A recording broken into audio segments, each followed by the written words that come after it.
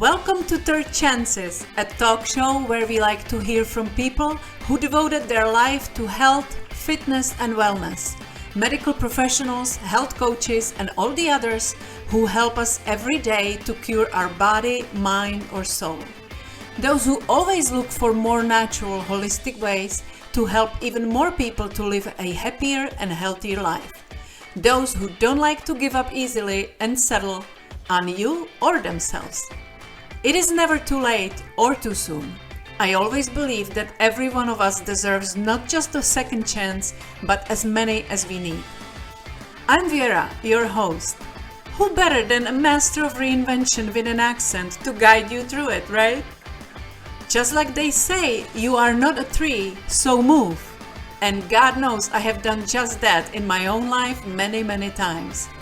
If you are not completely happy with the direction your life is going, this show may help you get the courage to change what is needed, find a new path, and take charge. So come on over, pour yourself a glass of wine, and spend some time with us. Let's laugh and cry together and get inspired by people just like you and me who overcame their own doubts and took a leap of faith to reinvent their life on their own terms. I hope and pray that we help you on that journey. And if you feel so compelled and inspired, please let us know. Don't be shy. Who knows? You may just be our next featured guest with another inspiring success story. So here we go.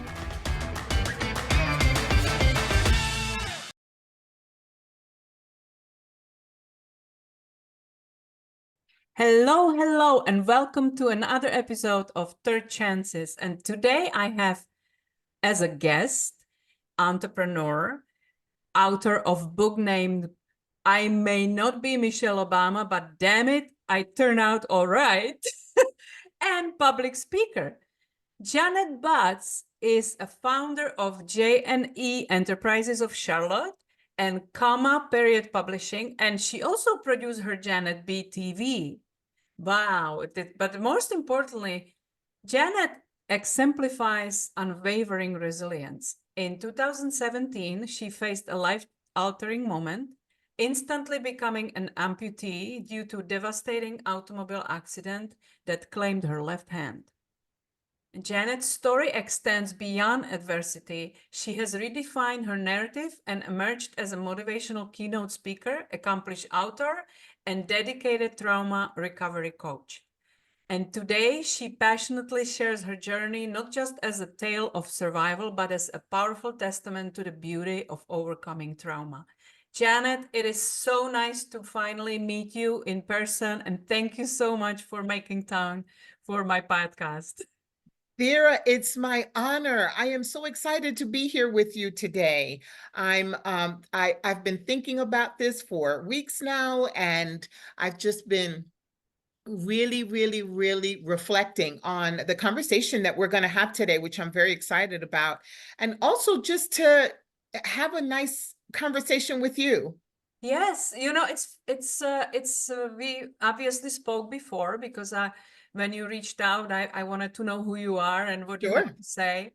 And it's interesting how people reach or I reach out and divine providence just put completely random people together that have so much in common. And I really admire you for what you went through and how you are dealing with it going forward, because that's enough for some people to completely give up on life and become victim, and rightly so.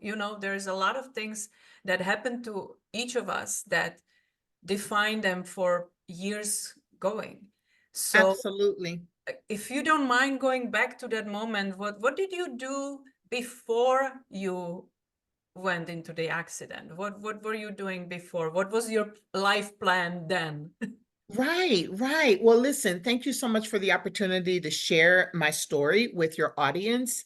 One of the things that I am the most, I don't want to use the word proud, but the most enthusiastic about is that the things that I've endured throughout my life that I would call trauma circumstances are things that I can look back on now. And I know, as you mentioned earlier, which was so beautifully said, divine intervention, divinity protected me. And so I know that I have already that in my spirit, but even more importantly, what I want my your guests to know is my intent and my desire to be resilient, as the word you used, over the circumstances. Now, I can go back to my childhood as far as trauma is concerned, but it was the accident that kind of gave me insight, not just about how I need to live my life now,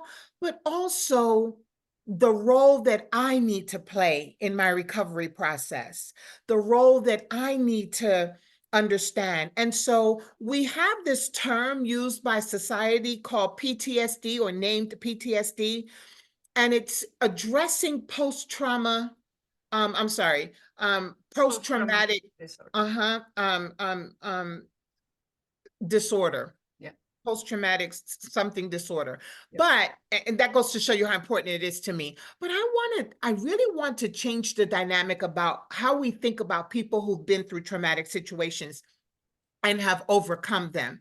And so now, and this is what I love talking to people about, instead of thinking about it from a post-traumatic disorder, I lost my left hand, but by no stretch of the imagination is that a disorder for me, nor do I see myself as disadvantaged, or do I see myself as disabled, because I still do everything that I need to do. But I want to stay on that point for just one moment.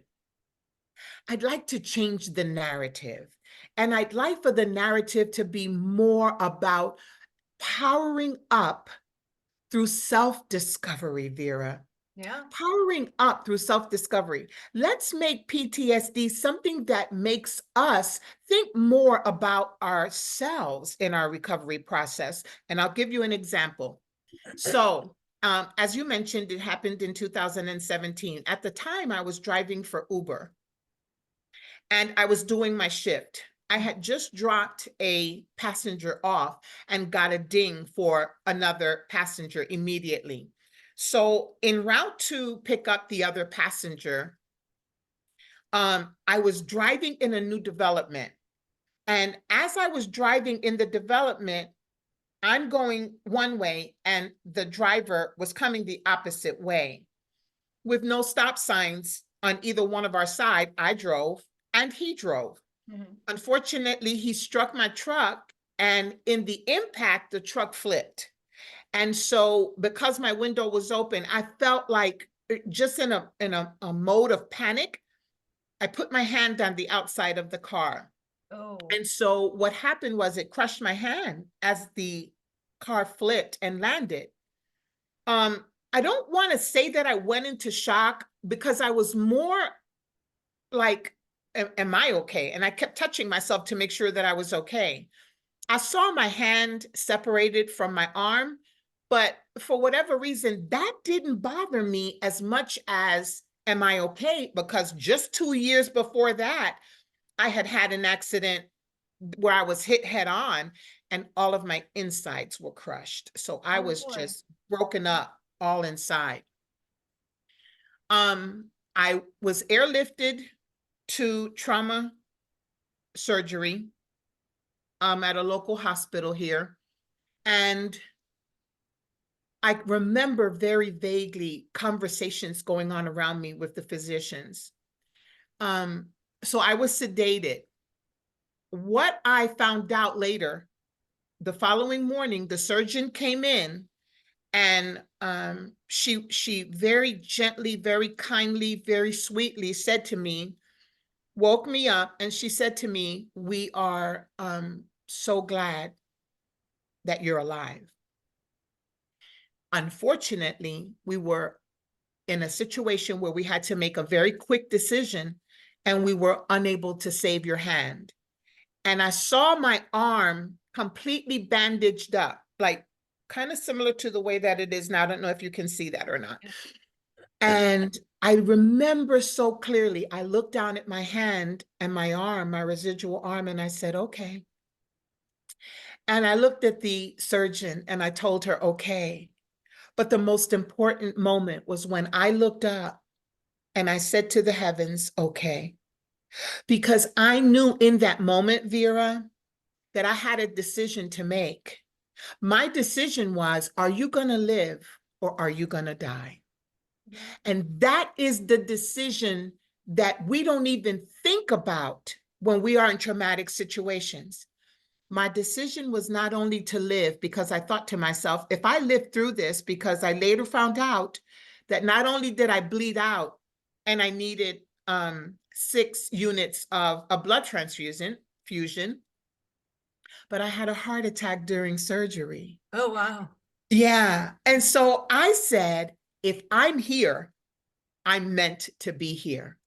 So I began to go on the journey of discovering, okay, what is this all about? What is this all about? What is this all about? Oh my goodness, this is about recovering from trauma. Yeah, but And Janet, so now, let me I'm stop sorry. you. Let me stop you for a second, because you elegantly skipped over things that happened before that that were as well dramatic, like probably insanely. Yes, When you mentioned yes, another episode, another automobile accident that you were involved 2 years earlier, and you even mentioned stuff that was going on in your childhood. yes, Where that strength come from? yes. Why that decision came then and not before? Do you Correct. have you Well, ever reflect on that? Do you know where it came from? that's what the book is all about. That's when I take it all the way back to my childhood. Again, I'm asking your permission to be as straightforward as I possibly can. Absolutely, that's I why want we're here. your audience to know I mean not to offend anyone, Yeah, but I think that it's best to tell the story exactly the way that it occurred. And so, why now and not then? Because I did not have the wherewithal. yeah, I didn't have the maturity to understand those things that I was experiencing that I misunderstood to be something else. For example, um, between the ages of 9 and 11, I was sexually abused or sexually molested by my mother's companion, who it was an infidelity relationship, mhm, and he took a liking to me, for lack of a better term, and before long began molesting me. When you're 9 and when you are 10 and when you are 11 years old, other than being absolutely disgusted, you don't understand what's really happening. exactly. Yeah. You can't grasp that this man is violating you. And so that is where things began. What did you feel at that moment when you were a kid? Did you feel confident enough to talk to your mom about it, or did you just keep it for yourself? I kept it to myself because, unfortunately, in my attempt to discuss it, I just made matters worse. That's Because, usually what happens. Unfortunately, it's really yes, in so yeah. many instances. And so this is why my decision to write it down, Vera, is so critical, because it was so healing. It's a I therapy. got an Yeah. opportunity to see it through my own eyes and tell my story my own way. So that was where it all began. Then we had an incident where I was in elementary school in New York City. That's where I grew up, as a New York-Rican. I like to call myself, we call ourselves New York-Ricans. Being bilingual, I am half black and half Puerto Rican. I do Oh, speak that's fun. Spanish fluently, which is one of my favorite things to tell people, is that I love Deadly, the fact. deadly combination. Oh, yes. Don't mess with her. Yeah. Don't mess. No, I'm kidding. But yes, the music teacher took a liking to me. Oh, jeez. The difference between what happened with my mother's companion and the music teacher was that at the age of 11, when someone is presented in your life that you find fascinating, Yeah. that you find charming, that you find handsome, Like a that you role model, find, right? Yeah. yes, Yeah. you build a trust relationship, Yes. or you build a trusting reaction to things. And so I thought nothing when one day I was whisked away out of assembly and taken into a private classroom and was pressed against a closet and was passionately, feverishly kissed. I thought myself to be one of the luckiest girls in the school, Vera. Right. Yeah. Because you were kind I of in got love. picked. Yeah. Yeah. Yes, I was chosen.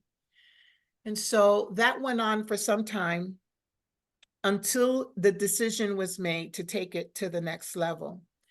And so without warning, without the ability to make the decision for myself, without even asking, now I see it as raped. And my virginity was taken by this individual, and years and years and years of unknowing captivity and hostage ensued after that. I was brainwashed. I was kept from things that I loved and things that as a teenager, I should have had. Excuse me. The freedom to experience. My entire childhood was taken away from me at that time. Yeah. But the brainwashing, I think, was the most critical part of it, because what happened is that it lasted for a while. You mean I'm by going to him? call it, yes, I'm going to call it a relationship. Yeah. But it only occurred whenever it was convenient. And so there were times when I felt the freedom to be able to go on and live another life, to live, but every relationship was torn apart by whenever his decision to have me occurred. Yeah. And so that went on for years until, lo and behold, one day I thought, okay, this is going to be my husband. But that was not to be the case. Yeah. And at 23, I want to say, now we're talking about from the age of 11 to the age of 23, the announcement came that he was getting married. Oh, And that it absolutely was not going to be me. yeah. And Was that he it much was older than you? Do you know? yes, 7 years older than I. Oh, that's So he was a young teacher, but old enough to know what he was right. doing. So that was my second experience with trauma. What did you Again, do at the when age of 11, you don't know how to cope. You don't know. No, You but just don't have. what did you do when you learned that he's getting married? Oh, I was devastated. Yeah. I was devastated. And so I began a lifestyle that was pretty promiscuous. Yeah. And during that time, I met my oldest daughter's father. And we were in a relationship for some time. But before then, with this same individual that violated me physically, I also learned how to do drugs. Oh boy. Yeah. I learned how to smoke marijuana, and I learned how to sniff cocaine.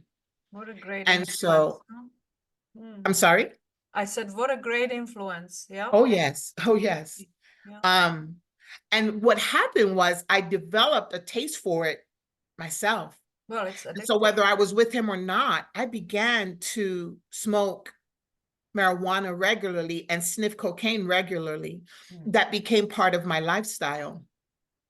And it spilled into the relationship with my oldest daughter's father. Yeah. And that went on for a very long time until I was introduced to crack cocaine, Vera. Oh boy. And that was also from a boyfriend who wanted the relationship to be More exciting. phenomenal, more exciting. Yeah. Little did I know that that was going to be the beginning of a very long journey of substance abuse and alcohol abuse and promiscuity. And so not having the tools from my upbringing, from my parents, to understand the beauty of being who I was, I submitted to the lifestyle. Was your And the mom substance, nowhere around to help it you? was always around, but she was never present. Yeah, And again, I'm not bashing anyone. right. My mother was 15 years old when she had me. Hmm. And so we basically grew up together. My father cheated on her very early on in the relationship because that was not what he was looking for. Yeah. I want your audience to know my parents are extraordinary people. My father has since passed away, which is another traumatic situation that I endured. And I know I'm skipping all over the place, but I Yeah. do want people to understand that this has been a journey getting here where I am today. This has been a fight. Getting That's the most important piece of your story, because everybody goes through stuff. And I'm not comparing how serious for anybody. Anything that happened to every one of us, it's traumatic on its own. But the journey, how you get from that spiral, is the most important piece of your story, because it's hard not to break, and when it's keep repeating and it's adding on, it is kind of comfortable and easier to give in. So that's why I'm digging into it, because I am so excited to see you how you are today, but I know that didn't happen overnight. Yeah. Not only did it not happen overnight, like I said, it was a fight.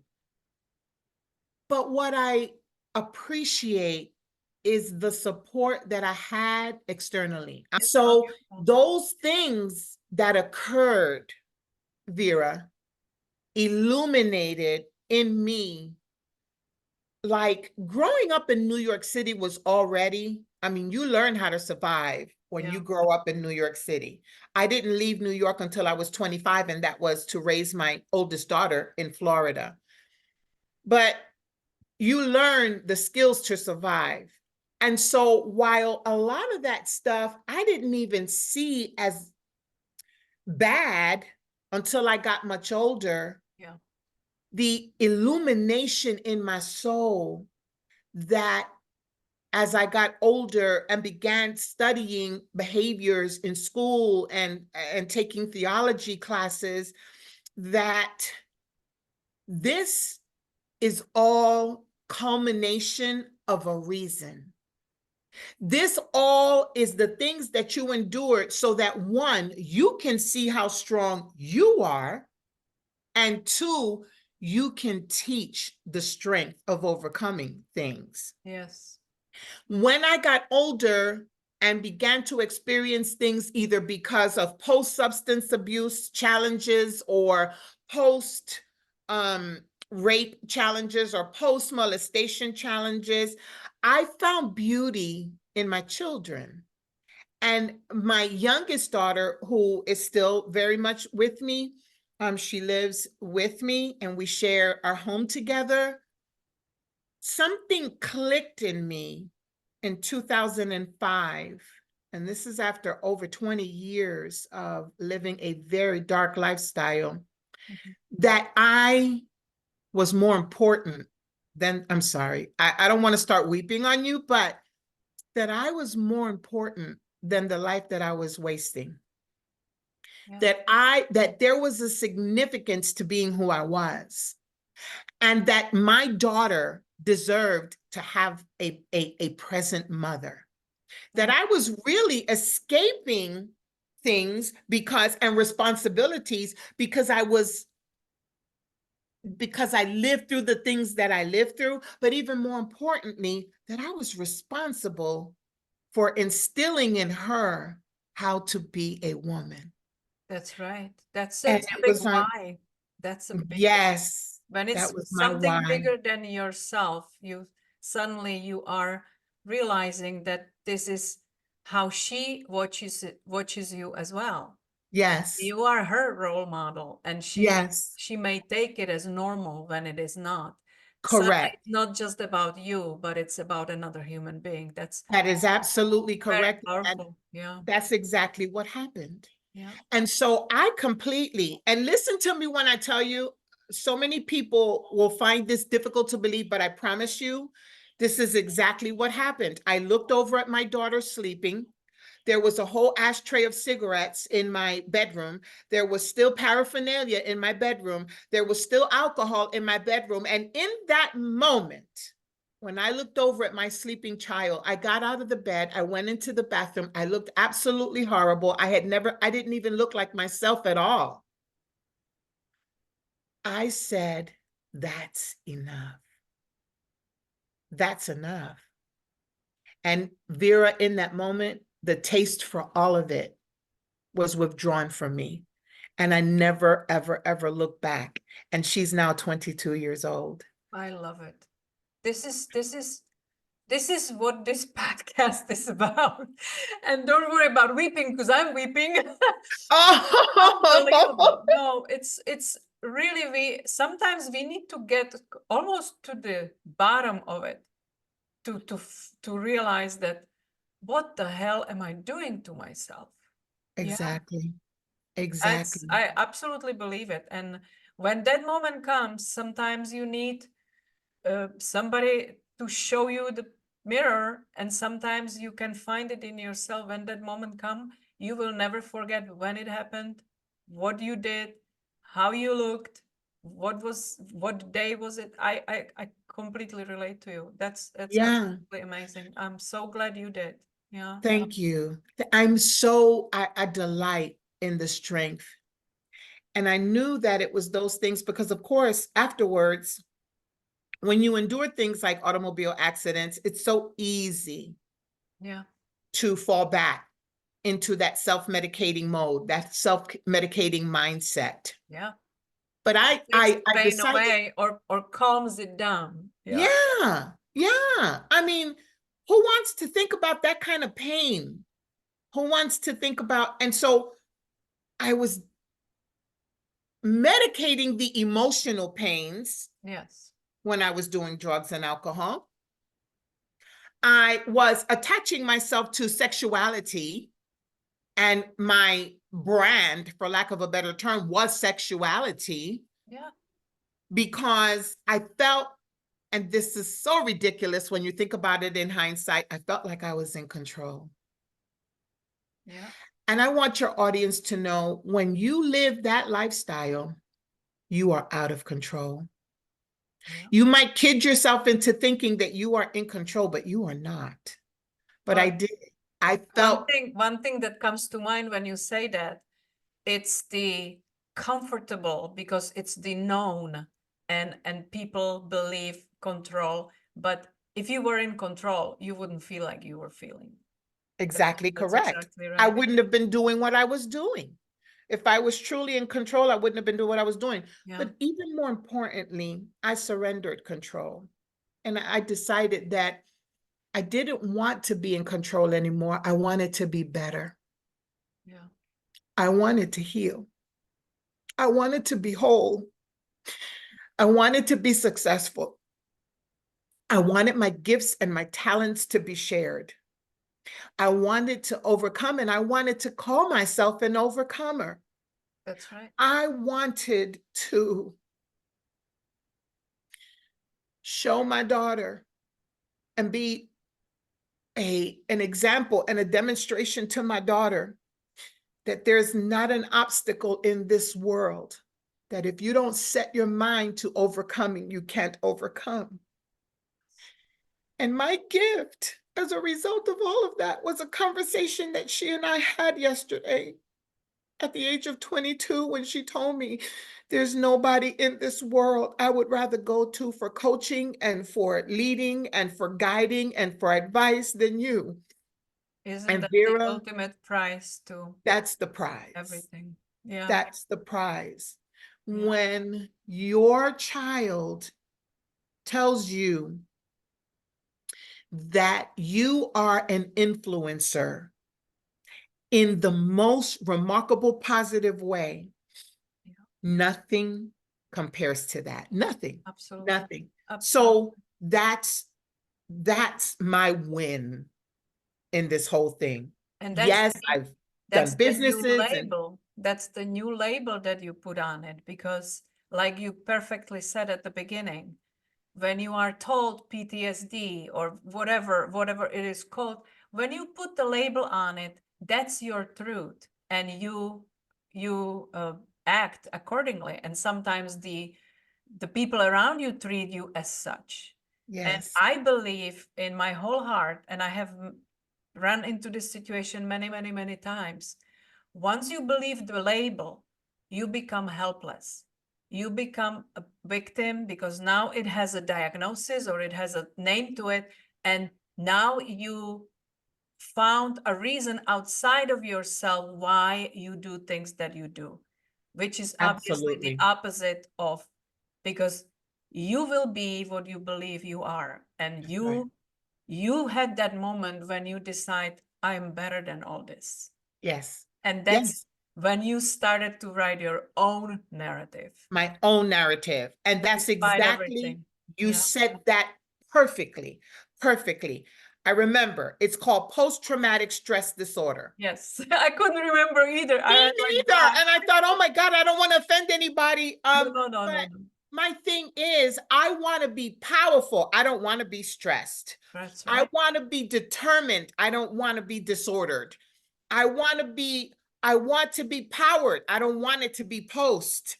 And I really, really, really believe that traumatic is nothing more than a loss that you triumph over. Okay. So I want your audience to know and to understand trauma is a loss. Trauma is a loss. It's something that we endured, that we experienced, that we were challenged with is a loss. In my case, it was the loss of a left hand. In my case, it was premature loss of my virginity. In my case, it was the loss of my childhood. In my case, it was the loss of or an absent parent to lead and guide me in a better situation than I was. Yeah. But I've gained so much more since I've stopped looking at the loss and looking more at myself. That's what I want your audience to know. Trauma is a loss, but it's also an opportunity to discover your true self. Yeah. The moment that you take your thoughts away from the traumatic circumstance and begin to look at yourself and the resilience that you possess and the determination that you have and the desire to move forward, that's the day that you begin to grow post-trauma. That's Amen the to day that. that you begin to say to yourself, I am worth getting better. Yeah. Now, does that mean that you don't grieve? No. Does that mean that you don't mourn? No, you do. I grieved the loss of my hand. Of course you do. When it first happened, I thought, well, what am I going to do now? Yeah. And his right hand on top of it. Yeah. No, it was my left hand. Oh, I'm I'm sorry. right-handed. Sorry, sorry. Yay! It's So it didn't change anything. yeah, because your hand was outside of the window. Yeah. Duh. Yeah, no problem, no problem. And so before the accident, I was an incredible cook. I've always been a home chef ever since I can remember, influenced by my father. Vera, I cook better now than I ever have. My food is so much better and it's so richer and it's because now I have to put so much into it that I'm determined to get a lot out of it. So there's love now. Yeah. I never ever ever gave myself permission to let anybody bathe me, to let anybody feed me, to let anybody brush my teeth, to let anybody help me or assist me in the bathroom. I'm a very, very, very knucklehead woman, Vera. I can tell. I can tell. That's why I like you. I don't believe in letting anybody do anything for me that I can do for myself. Yeah. And that's why I am so grateful that it was my left hand and not my right. But I still would have figured out a way. And so that's basically what my journey has been. There's a lot more, but if I tell you everything, then we won't buy the book. We That's have to buy right. the book. Yeah. No, but it's incredible, and I'm so grateful that you went there, because it is, you know, surreal for some people that they may go through trauma right now and thinking, I can't just snap out of it, you know, like people, it takes time and you have to go through process. It may take weeks, it may take years. Everybody is completely different. Correct. But eventually, if you really want to, and if you really have the why that makes the sense for you to find that meaning that you are meant to be here and be somebody, and maybe however ridiculous it sounds when you are in pain, maybe this was meant so you can grow and use that to help others just like you did. That's the moment Absolutely. when you find the strength to overcome whatever it is, and start looking at it as a lesson and stop dwelling in the loss but focusing on a future, just like you said, because Tony Robbins famously say, whatever you focus on grows. That's right. So if we if we replay the events over and over and over again for years to come, we just cement it in our brain. There's nothing we Exactly. can change about it. We can only change what is happening right now. So Exactly.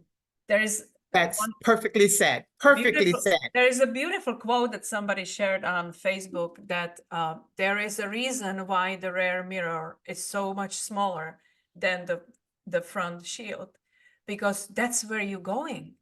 You cannot do anything about your past. You can make peace with it like you did, because sometimes, and I could so relate to you, because when you were telling that you felt special, actually, that the music teacher was taking liking in you, because as a child you don't realize what it is. You don't know it is wrong. You were probably thrilled that, oh my God, I'm so special, he picked me.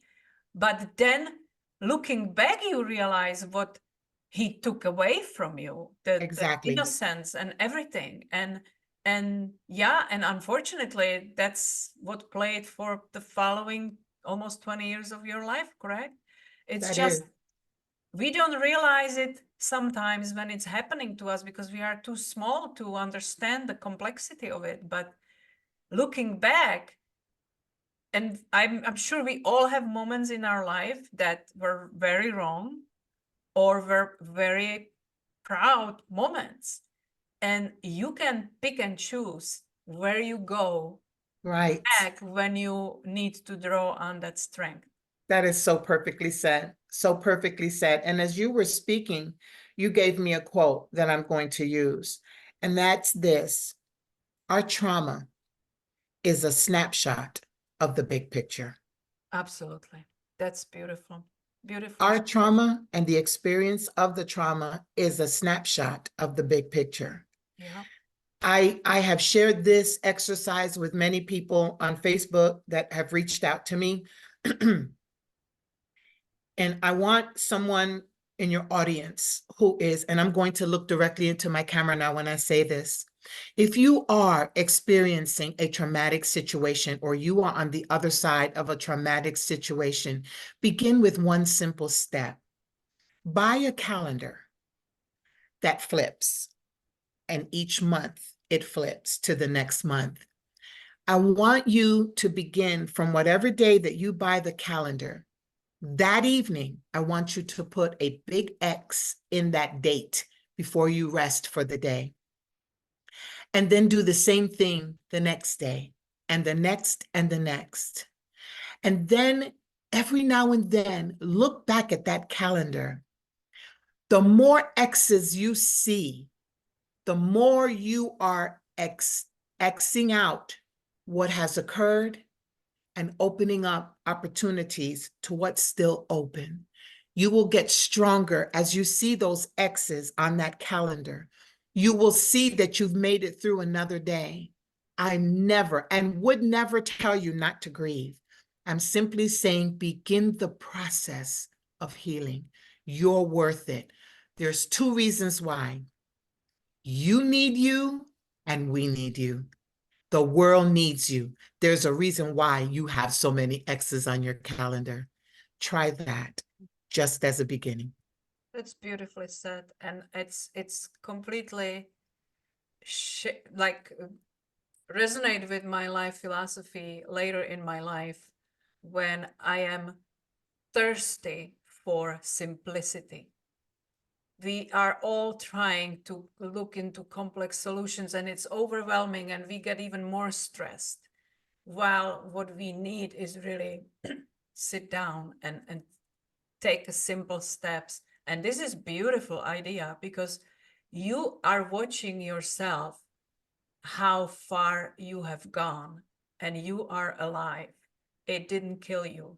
You are getting better every single day. What a wonderful, wonderful idea. I love Oh my it. God.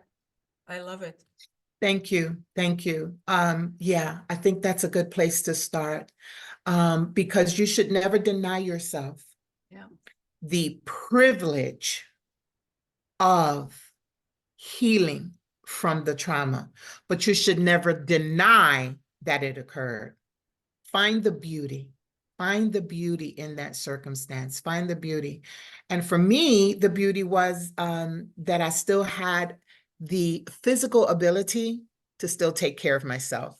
Yeah. That for me was very, very important. It Yeah. was very important.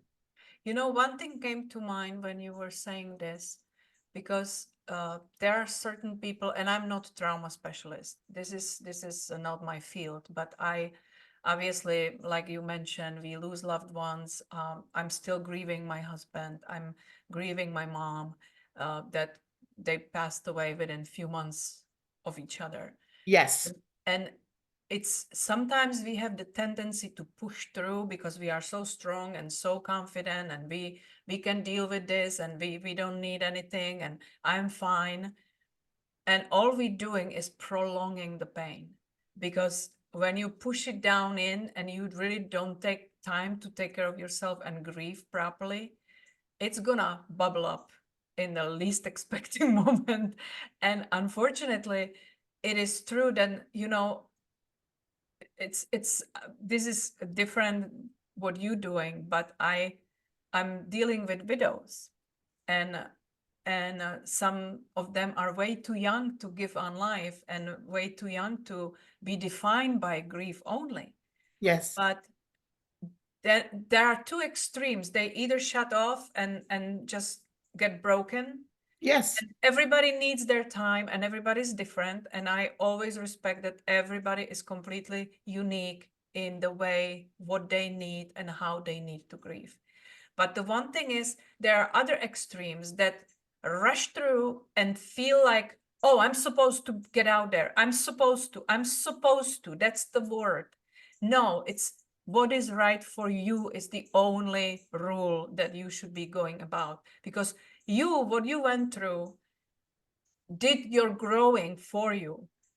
What you went through made you who you were at that moment, when you for yourself realized that was enough. And you cannot get there unless you really allow yourself to process that whole thing. Very And well said. and Very then well you said. so I have seen people who are questioning, like, am I ready for another relationship? Well, if you are asking yourself, then that's your answer. You may not be. You need to really, take care of yourself first, and look inside and feel what you need to feel. Because if you rush to another relationship, it may be disaster for both of you, because you will still be carrying that pain that is rightfully there, that you didn't process, and it's not fair to you or your next partner. And Absolutely. this is completely off the topic, but it just came to me when you were saying, because we need that process. You can speed it up. You can, somebody may take a month, somebody may take several years. I have a friend out there who was processing her mom's death for over 10 years. Sure. And Sure. like And you, I want to share something very, very she quickly. actually, I don't know I if you just want saw to the finish the expression. thought that Okay, go ahead. Go ahead. I'm she sorry. I'm wrote the sorry. book to process the pain, just like you did. It's a therapy for her. And I'm sorry, but I just wanted to finish the thought. No, no. My That's apology. Please no, no, accept no. my It's apology. totally Yeah, fine. yeah. I don't know if you saw the expression on my face when you said we find that we think we're healing when we say, no, I need to move on. I need to. Exactly. Vera, that's a bunch of crap. Yeah. It just is.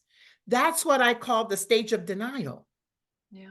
That's when you are pretending to be and experience something that you are not really, that you really are not or experiencing. Yeah. It's okay to be okay. It's great to be all right. It's phenomenal to be whole. I just wanted to add that to what beautiful statements you were making. Absolutely. But can you tell the difference? How do you tell the difference? Yeah, that's the thing. That's the thing. Like I said, like you said, everyone is different. And so we all have different ways that our strength can manifest. I believe that self-affirmations are something that are also very important. I think that we can, for example, in the case of your friend, I lost my mother. It hurts me that I've lost my mother. She was a good mother. I enjoyed my relationship with my mother. My mother was an important piece in my life. Yeah. My mother taught me to be the woman that I am today. When you begin to hear yourself say those things, you'll find the beauty in the relationship rather than the trauma in the loss. That's right.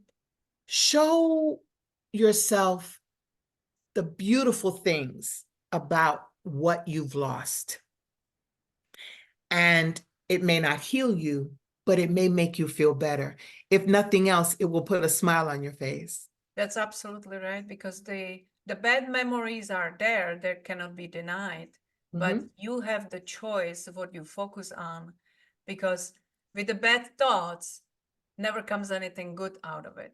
You have to, if you want to really turn your life around, you need to start focusing on what makes you happy instead Absolutely. of what you lost or what hurts you, because it doesn't deny the reason for you to feel that way.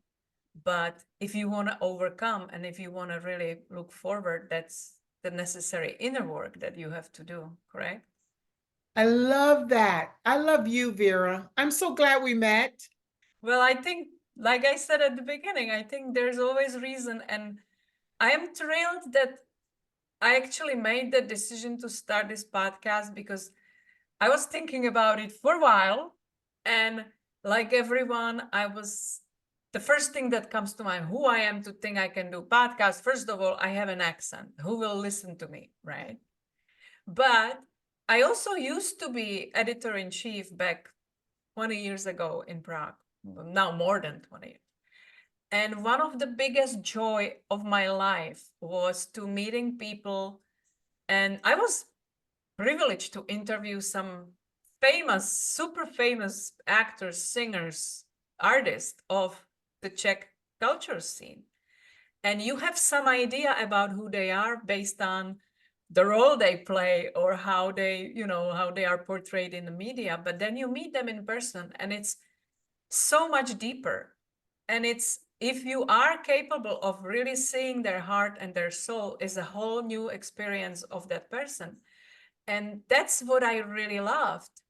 And that was my main reason why to start this podcast. So I can meet people like you.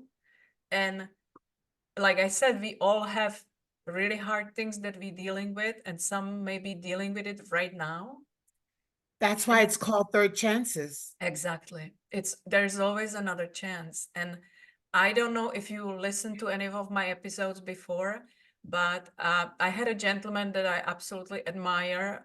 His name is Ed Weens, and now I don't remember what number of episode it is, but look it up. Okay, what is it? Let me see. Ed? I may be able to find the number of the episode. Give me 1 second here. Oh gosh, I should have been prepared for that. That's If I wanted okay. to. It just came to me that you may really enjoy this. Okay, his episode was number 21. And he's former missionary, or that's wrongly said, he's still missionary because he still does plenty of good in the world. but he was born into missionary family. He was a preacher. The way he speaks, you can see that he must be preacher. He must be doing what he's doing because his words make you feel something.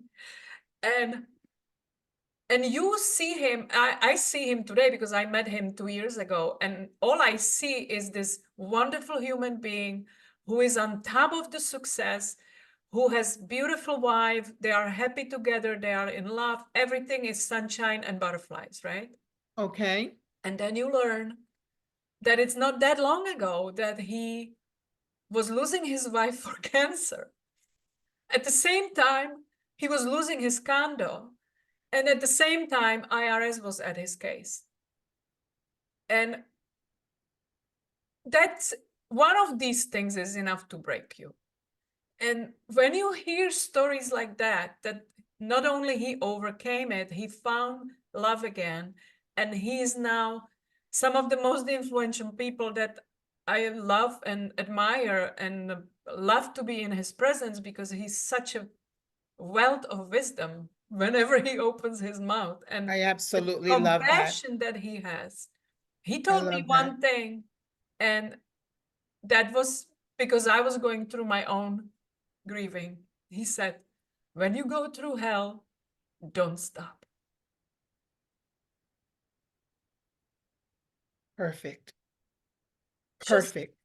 just, we must keep going, and it's gonna get better. I promise it will.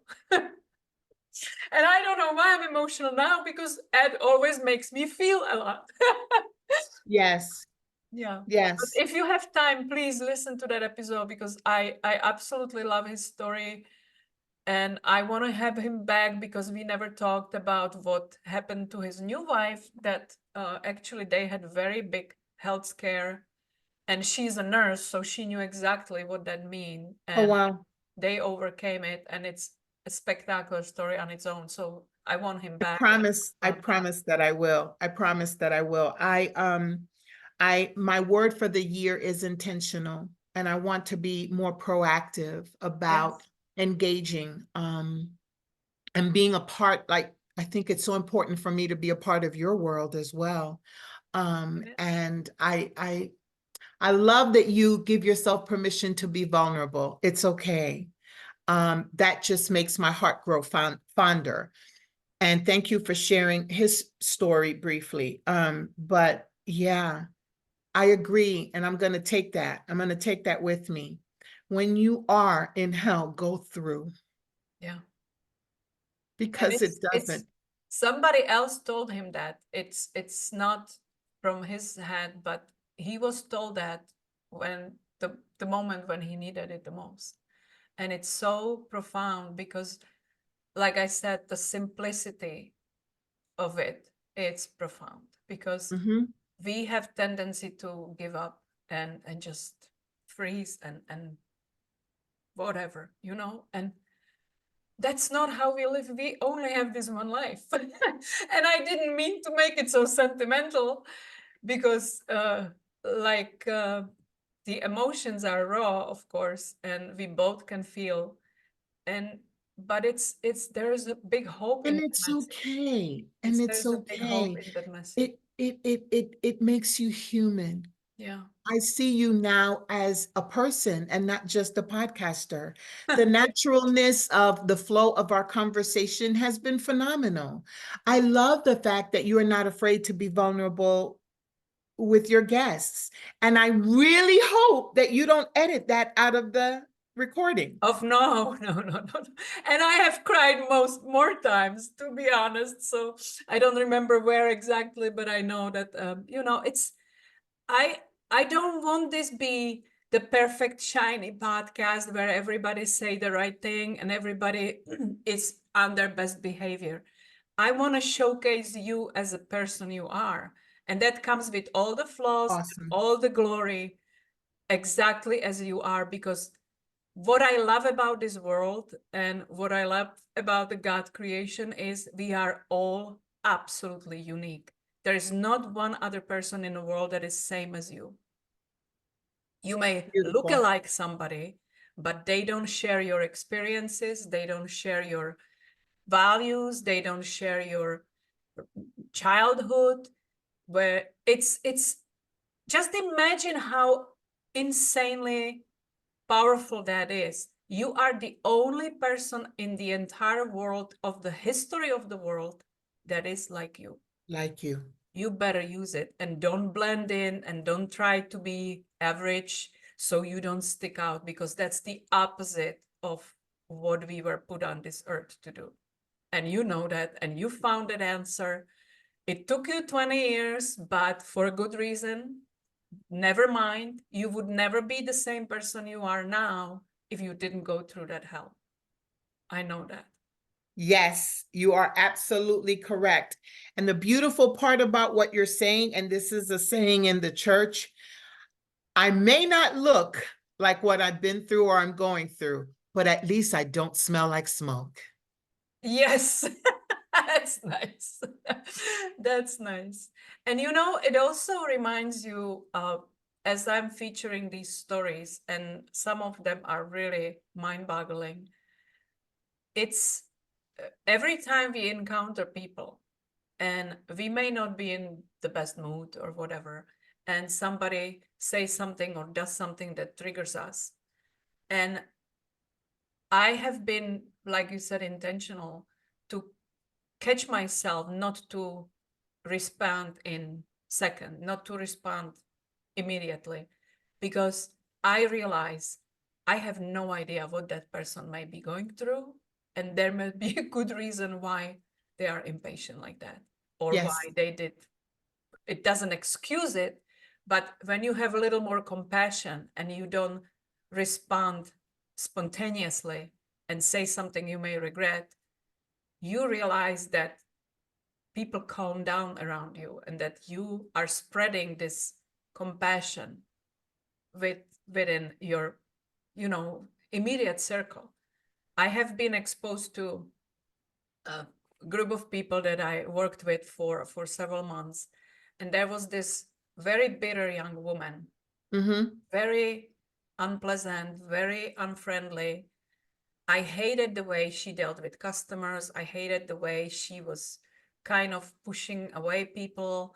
She was really being not only unfriendly, but she would actually take her time to make your life living hell. Like, she was trying to, I'm a miserable, so everybody around me must be miserable too. And if, God forbid, somebody told her something, she would go and talk to 5 other people to assure that she's right and they are right. Wow. You know, Wow. and Wow. it's the pattern that you start noticing. And I just, I was looking at it and I'm like, I cannot have her break my inner peace that I work so hard to achieve. That's my, chamber. This is my health. This is my emotions and my life. And I cannot let her, just because she's miserable, who knows why, I can't let her steal my peace away. So Exactly. I started ignoring it and just be myself and be pleasant to people and be, showing her kind of, even though I didn't think of it that way, that it could be done differently. And Yes. that people react to you differently when you are different. Yes. And believe or not, a few weeks later, I noticed she was speaking to customers differently. And she was repeating some of the words that I would say, which was funny because from me, it came from the heart. From her, she was trying to like repeat what she heard. Oh, wow. That Oh, worked, wow. you know. Yeah, yeah. But people react to it, and she liked it because suddenly she wasn't that unpleasant person. But she just didn't know where to take it further because it didn't come from her. It came from somebody else. But you can even influence the most miserable person around you. Not that lecturing them how they shouldn't be and what they should and what they shouldn't, because they will never hear you. But when they see consistently that somebody else acts differently and gets different results, they may arrive in the decision themselves. And Yes, that was really powerful because I have never seen that. that's amazing. I used to make snap judgments with people, like we all do. And it's, again, being human. Somebody pisses us off, we are pissed. Correct. And but Correct. then when you go through something like this that you did, you start treasuring that peace more because you know how much it takes to get there. And so little things just don't bother me because you start realizing it is your reaction to it that makes it elevating. Absolutely. And your response to things can change it for the better or for the worse. Absolutely. And I love that you choose to make things better. What do you do for achieving your peace? To be in a good shape, to be there for your clients, to be there for your daughters, to be your best? I pray. I cook. I have meditations that I read on my phone. Or I just act as silly as I know how to act. No, that's absolutely fantastic. Yeah. I love being silly, and Yeah. it does something to decompress. It helps me to decompress. If I think silly thoughts, if I think there was a saying that if you're ever terrified to go on stage and speak to a group, just imagine them in their underwear. Right. Just silly things that help me to decompress. Yeah. And then I remember more than anything how grateful I am that although my situation may not be exactly what I want it to be, Vera, it could always be worse. Oh, absolutely. And It could always be being worse. grateful doesn't allow your mind being upset. When you are grateful, you cannot think two thoughts at the same time. So when you are grateful, you cannot be miserable. When you are grateful, you cannot be unhappy. And you can always bring it there because it's your choice if your thoughts will make you sicker or healthier. That's right. That's right. That's right. Do you want to continue to stress and be depressed, or do you want to survive and overcome? And I'm choosing to survive and overcome because so many people in my life and in my circle, when the accident happened, consistently have told me that they just cannot imagine how well I'm taking it, that they just cannot imagine how well I'm dealing with it. Yeah. That if it were them, one person told me she would have committed suicide. And I said to myself, because that's where our mindset is. Yeah. If I can't control it, then I'm going to submit to it. I may not be able to have controlled the fact that I lost my left hand, Vera, but I can certainly control how I live my life after that. I can control how I think about things afterwards. Yes. And so, like you said, I find those areas of decompression, and I may even look at my arm and go, oh, I never saw that. And find the Yes. stupidness in the Yeah. fact that I've been living with this for 6 years now. Yeah. I never saw that. Yeah, but that's the didn't Oprah says, I'm a master of my soul, I'm a master of my destiny. It's No, that was she has I said know it. she repeated it. I Oh know it's yeah, not yeah, she's not yeah, the yeah, author of it, yeah. but that's yeah. Yes, But absolutely. we do really, like, we are more powerful than anybody recognizes, and we cannot control what is happening in life. We cannot control what is happening in the world. We cannot take it on all because we can't be savior for everything. We can only control what's going on inside of us. And you cannot control other people, what they say, what they do to you, but you can influence that by how you react to things. I would rather be a positive influence than an angry soul. Absolutely. Anger is such a waste of time. And you know how I know that? I was angry for a lot of decades. Yes. I was resentful. I was miserable. And I stayed in my lifestyle because for me, that was was the the best fix. you think to do. That was the best you knew how to cope with all that. And that's totally fine, because not that it's fine, but it made you who you are today. And look at that prize you received just yesterday from your daughter. Isn't it all worth it for that one little? Yes, for that one sentence. Yes. That changed the rest of my life. I am okay. Like the book says, I may not be Michelle Obama, but damn it, I'm all right. Yes, yes. Just as I am. And that's the real message in the book, is I want people that read it to be all right just as they are. And it doesn't have anything to do with Michelle Obama. I don't know why that title came into my mind, but it does have to do with my decision to be okay just as I am. Yeah. Yeah. And look at where you are, and how many people you may impact with your powerful story. And I'm so proud that you made time for me and that you were able to share it here. We had wonderful exchange, and it's gonna stay with me for a while. Oh, good. And I just hope that if anybody felt connection with Janet, and anybody felt that she gets me and she understands what I'm going through, don't hesitate to reach out. I will post all the contact information in our show notes. Please. I hope the right person will find it, the right person will take it and reach out, because there's no need to suffer alone. And there's always more people in the world that can lift you up, help you overcome, and belong to the group of survivors that would not allow themselves to be called victim. Exactly. Exactly. It was an honor and it was a pleasure. And I thank you for the opportunity, Vera. Thank you, Janet. It was beautiful, beautiful talk. Thank you so much. Celebrate. Let's celebrate. Yes.